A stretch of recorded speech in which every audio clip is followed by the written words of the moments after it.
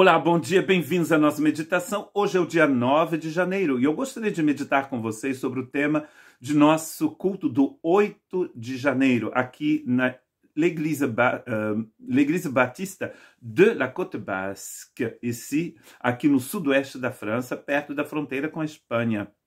Estamos aqui no País Basco, chamado País Basco do Norte, e do outro lado, na Espanha, nós temos o País Basco do Sul, nos Pirineus Atlânticos. Bem-vindos a esta meditação e obrigado por vossa gentileza e atenção aqui no nosso canal. Eu, então, gostaria de meditar sobre o tema do nosso culto especial de ontem, que foi sobre gratidão, sobre a gratidão, a importância, os efeitos benéficos da gratidão. Eu gostaria de ler então no Salmo 136, o verso 1, deem graças ao Senhor, porque Ele é bom, seu amor dura para sempre. O amor de Deus, suas misericórdias duram para sempre, então deem graças a Deus, vivam uma vida de gratidão. Antes de começarmos então, de entrarmos no texto que eu escolhi para esta meditação, eu gostaria de ler dois textos do livro de Provérbios. Eu dei uma olhada, mais de 20 vezes a palavra língua vai ser utilizada e 33 vezes a palavra vai ser utilizada no livro de Provérbios. Mais de 50 vezes, então, ele vai falar da importância da utilização da língua. Muito mais do que sobre corrupção, sobre política, sobre sexo. Ele vai, então, é um livro importantíssimo no que se refere à utilização da palavra e da língua. A epístola de Tiago, metade desta epístola vai falar sobre a importância de utilizarmos bem a nossa língua. Então, este é um assunto que é extremamente importante nas Escrituras, nos escritos de Paulo e também de outras pessoas. Provérbios 18, 21, por exemplo, diz: a língua tem poder para trazer morte e vida. Quem gosta de falar, arcará com as consequências. Na minha versão em francês, fala: você vai colher o fruto daquilo que você plantou. Se você planta a vida através da sua língua, você vai colher a vida. Se você planta a morte, se você semeia a morte, é a morte que você vai colher. Então, a língua tem um poder de vida e tem um poder de morte. E quem decide é você. Tudo aquilo que sai da sua boca vai voltar para você. Está escrito também em Provérbios 13, 13. Quem controla a língua terá vida longa. Quem fala demais acaba se arruinando. Quem fala mal aqui demais, então acaba se arruinando. Então esta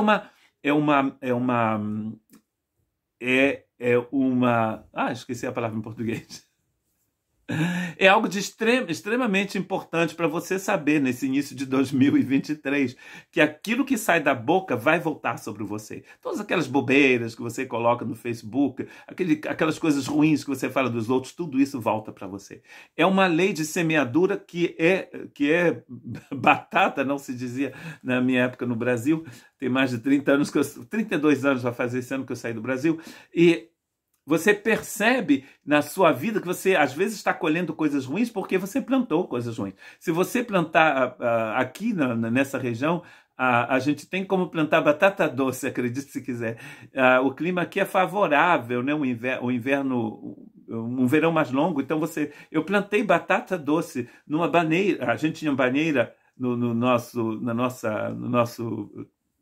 banheiro, e nós tiramos a baneira para colocar um chuveiro, porque a água aqui é caríssima, né? Então, eu coloquei a baneira no jardim, enchi de terra que eu comprei e plantei batata doce. Já esse é o segundo ano em que eu colhi batata doce. Quando você planta batata doce, você não colhe manga, você colhe batata doce. Então, o que sai da sua boca volta para você, é inevitável. É por isso que a palavra de Deus vai nos encorajar a termos uma vida de gratidão. Porque quando você tem uma vida de gratidão, você vai colher os frutos dessa gratidão. É o que ele está dizendo, Provérbios, aqui. Você vai arcar com as consequências, e que em outra versão diz: você vai colher o fruto daquilo que você plantou.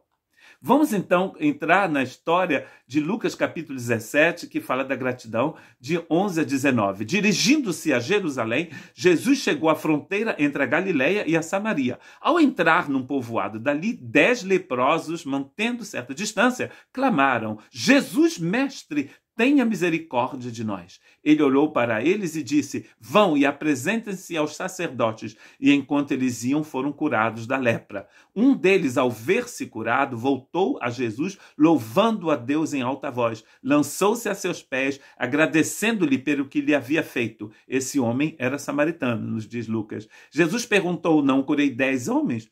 Onde estão os outros 9? Ninguém voltou para dar glórias a Deus, exceto esse estrangeiro? E disse ao homem: levanta-se e vá, sua fé te curou, ou sua fé te salvou. 10 homens. Interessante que ele diz que são 10 leprosos. 9 são judeus. 1 é samaritano. Numa outra situação, eles não diriam são 10 pessoas. Eles diriam são 9 judeus.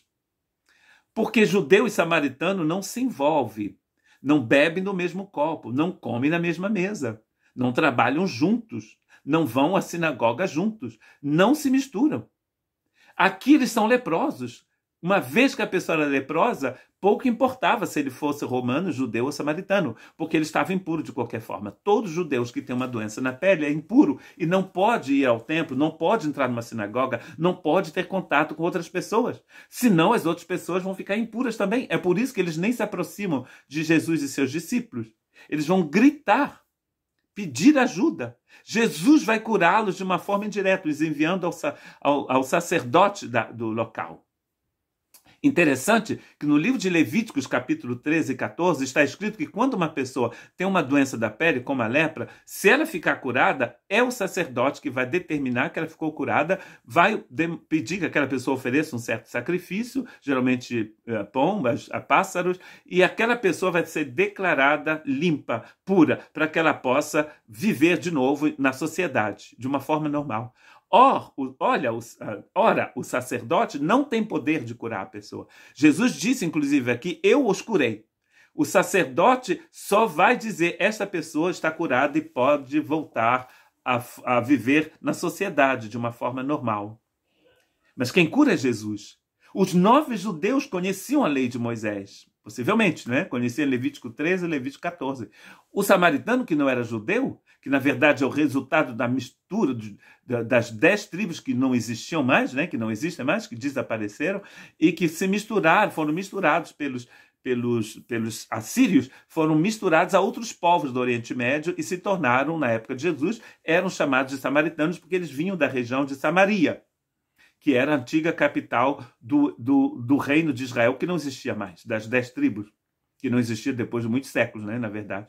Foi completamente destruído pelos assírios, pelo menos 6 séculos antes de Jesus. Os samaritanos não viviam junto com os judeus. Aqui eles são leprosos. Isso mostra, a lepra é muitas das vezes utilizado como para falar do mal, do pecado. Uma vez que essas pessoas estão no pecado, pouco importa se são samaritanos ou judeus. São impuros para os outros. Jesus não tem medo. Jesus vai tocar, inclusive, um leproso. Aqui, Jesus vai curá-los à distância. Um único entendeu a graça. Os outros entenderam o que era a lei. Foram ver o sacerdote. O samaritano nem vai, porque, na verdade, ele não entendia nada da religião judaica. Ele não vai ver o sacerdote. Mas uma coisa ele entendeu, a graça. Porque, na verdade, o sacerdote não cura, a lei não cura, a religião não cura, Deus cura. E aqui está dizendo, Jesus está dizendo que ele voltou para dar glórias a Deus. Aí está a chave da gratidão. A chave da gratidão está no fato que a gente reconhece que a glória pertence a Deus. Quando então você deve render glória a Deus? Primeiro aos Tessalonicenses, capítulo 5, versos 16 a 18, estejam sempre alegres, nunca deixem de orar, sejam gratos em todas as circunstâncias, pois esta é a vontade de Deus para vocês em Cristo Jesus. Deus sabe que o melhor para a gente é estarmos alegres, é orarmos sem cessar e rendermos graças em toda circunstância. Você já viu possivelmente Quo Vadis Domini ou Ben-Hur, principalmente Quo Vadis Domini, um filme dos anos 50. E nesse filme, e muitos outros filmes que falam do martírio dos cristãos na época dos romanos, você vê os cristãos dentro do Coliseu, de uma arena, cantando antes de serem devorados, cantando a Deus antes de serem queimados vivos. E ainda hoje em muitos países os irmãos e as irmãs oram a Deus, cantam ao Senhor antes de serem executados. Em todas as circunstâncias. Aí eu exagerei um pouco, né, na verdade, porque eu espero que nenhum de vocês vão ser mártires um dia. Na verdade, vocês são mártires, né, porque a palavra testemunha no Novo Testamento vem da palavra mártire. Somos todos mártires de Cristo. Em toda circunstância. Hoje não está um dia muito bom, está um dia invernal, chuvoso aqui no litoral, nevando possivelmente nos Pirineus. Está um dia assim, cinza, em toda circunstância. Outro dia, semana passada, tínhamos o céu super azul. Um céu invernal azul é frio, mas é muito bonito. Em toda circunstância rendam graças, porque isso é bom. Porque quando você murmura, ao invés de mudar a situação, você piora a situação. Quando você louva a Deus, você está jogando flores sobre você mesmo. Porque tem muita gente que prefere encher a sua vida de lixo, usando a sua boca para trazer maldição para si mesmo. Como diz o texto de Provérbios, você vai colher o fruto daquilo que sai da sua boca.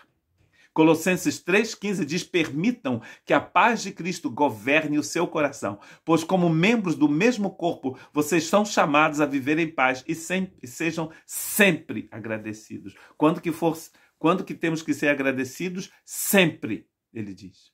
Sempre. Em toda circunstância, diz Tessalonicenses, sempre aqui.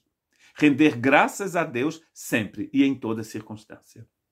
Não tem assim um dia que você não deve fazê-lo.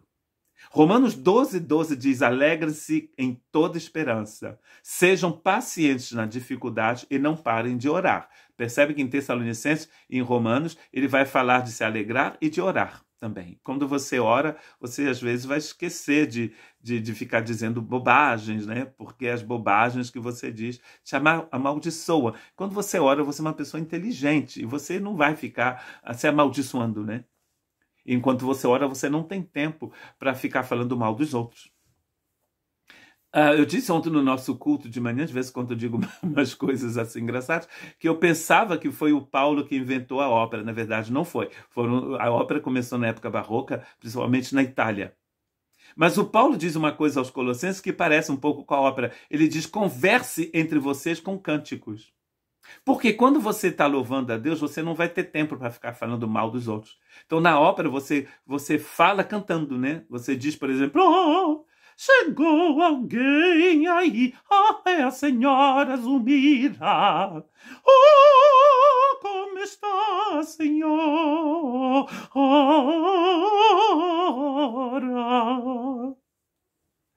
Paulo está dizendo para os irmãos falarem cantando. Falarem cantando, conversem cantando, comuniquem cantando louvores a Deus, para parar de ficar dizendo mal um dos outros, se amaldiçoando. Uma igreja onde tem muito blá blá blá é uma igreja que está sendo amaldiçoada. Fala, muita falação, muita abobrinha, né? Como a gente dizia quando eu era criança pequena lá em Cabo Frio. Abobrinhas, muita bobeira, muita coisa assim sem sentido, né? Umas coisas assim, umas torpes, né? umas coisas absurdas. Todas essas coisas absurdas estão nos amaldiçoando. Percebem a importância da gratidão? Romanos 12 está dizendo que a gente deve se alegrar. Interessante que quando você chega em Romanos 12, você tem principalmente 1 a 8, onde Paulo vai explicar aqueles 5 fatores da salvação, a redenção, a reconciliação, a santificação, a justificação pela fé. O trabalho perfeito do Espírito Santo de Deus, Romanos 5,5, que derramou em nosso coração o amor de Deus. Uma vez que você entendeu que a obra de Cristo é perfeita em seu coração, em sua vida, Deus te colocou nos lugares celestes, você vai se oferecer a Deus em sacrifício, diz Romanos 12:1. Tudo que vem em seguida vem do fato que você reconheceu a obra de Cristo em você e você se oferece, e a palavra ali é em holocausto, em sacrifício vivo. Ou seja, um holocausto que é queimado, que é oferecido inteiramente a Deus, não sobra nada, não é churrasco, é um sacrifício onde tudo era queimado e o animal se tornava cinza, tudo era oferecido para Deus. Você tem que oferecer a sua vida inteiramente a Deus. Senão você não tem como se alegrar na esperança. Senão você não tem como ter essa gratidão diária na sua vida. Não tem como. É por isso que o meu último texto é Colossenses 1,12, que diz: e sempre deem graças ao Pai. Ele os capacitou. Deus vos capacitou. Jesus, em João 15, diz que sem mim vocês não podem fazer nada. Você pode jogar futebol, você pode votar no seu presidente preferido, você pode saber fazer, cozinhar, fazer churrasco, correr, andar, nadar, surfar. Você pode fazer tudo isso sem Jesus. Agora, você não pode ter vida eterna sem Jesus. Você não pode ser cheio do amor de Deus sem Jesus. Você não pode viver uma vida de gratidão sem Jesus. Não pode. É por isso que ele está dizendo, ele os capacitou para participarem da herança que pertence ao povo santo, aqueles que vivem na luz. Deus vos capacitou. É essa a chave da vida cristã, é que toda a capacitação, se diz em português, vem de Deus. Você só coloca em prática. Vocês já receberam tudo, diz Paulo aos Colossenses, que vai vos permitir de viver uma vida de piedade. Você pode ser uma pessoa boa em Cristo. Você pode ter palavras boas no seu coração em Cristo. Você pode ter uma vida de gratidão em Cristo. Permaneça em Cristo e você vai parar de ficar se amaldiçoando, falando tanta coisa ruim. Tudo que sai da sua boca volta para você. Que Deus tenha misericórdia de nós.